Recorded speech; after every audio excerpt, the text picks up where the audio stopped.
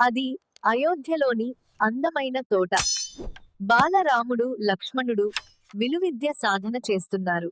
అన్నయ్య, చూడు, నా బాణం సరిగ్గా గురి తప్పకుండా తగిలింది. చాలా బావుంది లక్ష్మణ. కానీ విలువిద్య అంటే కేవలం గురిపెట్టడం కాదు, మన చుట్టూ ఉన్న ప్రాణులను రక్షించడం కూడా.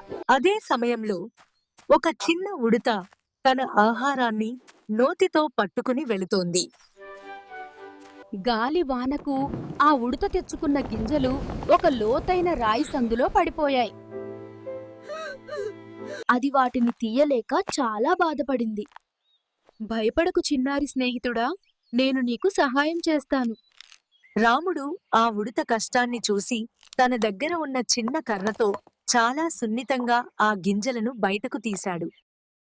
ఎవరికైనా ఆపద వచ్చినప్పుడు మనకు వీలైనంతలో సహాయం చేయాలి.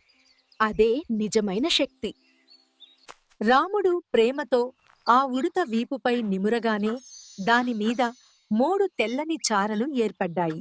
నన్నయ్యా, నీ ప్రేమ వల్ల ఆ ఉడుతకు ఎంత అందమైన చారలు వచ్చాయో చూడు. జై శ్రీరామ్. సహాయం చేయడంలోనే అసలైన ఆనందముందని మాకు నేర్పించావు రామా. నీతి: ప్రాణి చిన్నదా పెద్దదా అని చూడకుండా కష్టంలో ఉన్న ఎవరికైనా సహాయం చేయడమే మానవత్వం.